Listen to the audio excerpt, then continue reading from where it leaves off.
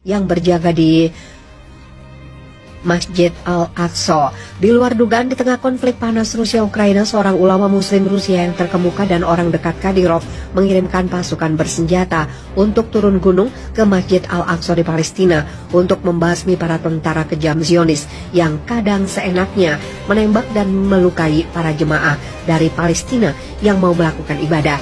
Atas apa yang terjadi itu, ulama Rusia bersikeras untuk melakukan pengepungan skala penuh pada tentara yang tengah berjaga di sana. Kami akan melawan siapapun yang mengganggu kedamaian saat saudara muslim saya melakukan ibadah. Sementara itu, Wakil Pertama Departemen Urusan Muslim Rusia sekaligus Rektor Universitas Islam Moskow, Damir Zinurovic Kairetdinov menegaskan Persatuan Negara Muslim untuk melawan konspirasi rezim Zionis Israel. Kantor berita Kotsna melaporkan Damir Kairetdinov terkait langkah sebagian negara memindahkan kedutaan besarnya dari Tel Aviv ke Al-Quds. Soal apa kewajiban umat Islam menghadapi konspirasi ini, menekankan pentingnya dukungan atas hak rakyat Palestina, mencegah supaya hak mereka tidak diinjak-injak. Rektor Universitas Islam Moskow itu menjelaskan keputusan mendasar PBB terkait Palestina harus direalisasikan dan setiap upaya yang mengganggu perdamaian dan stabilitas di kawasan itu harus dikecam dan dibasmi. Kairetdinov menegaskan umat Islam harus lebih aktif untuk membela haknya, hak sesamanya, hak bangsa Palestina. Menurutnya, Baitul Maqdis adalah tempat suci bagi umat Islam. Ia juga menilai Republik Islam Iran sebagai pendukung bangsa Palestina.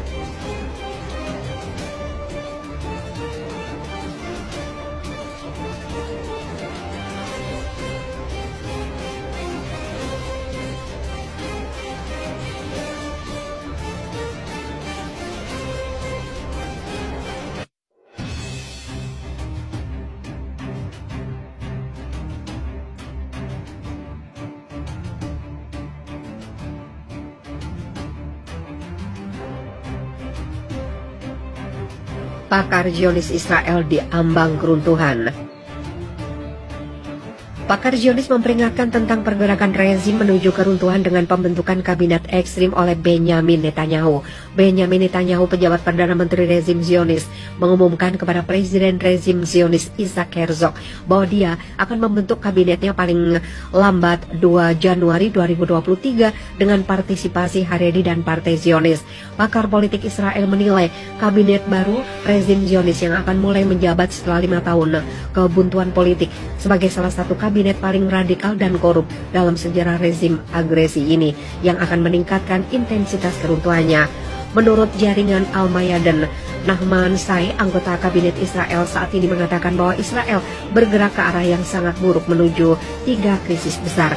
Krisis pertama ada di dalam masyarakat Israel, semuanya bergerak menuju keruntuhan, ujar Menteri Diaspora rezim Zionis. Krisis kedua antara kita dan orang-orang Yahudi di dunia. Krisis ketiga adalah melawan komunitas dunia. Ia menilai komposisi kabinet Netanyahu salah satunya bertujuan untuk menyelamatkan Netanyahu dari kasus kriminal yang melilitnya.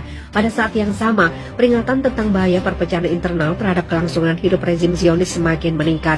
Moshe Yaalon, mantan Menteri Keamanan rezim Zionis, juga mengatakan bahwa ancaman terhadap eksistensi Israel saat ini bukanlah ancaman asing melainkan ancaman internal. Ancamannya bukan dari luar, bukan dari Iran, tentara Arab atau terorisme, tapi internal, papar Yaalon. Pada saat yang sama, kelompok anak muda yang aktif di bidang teknologi baru di wilayah pendudukan telah mengumumkan bahwa mereka memutuskan untuk bermigrasi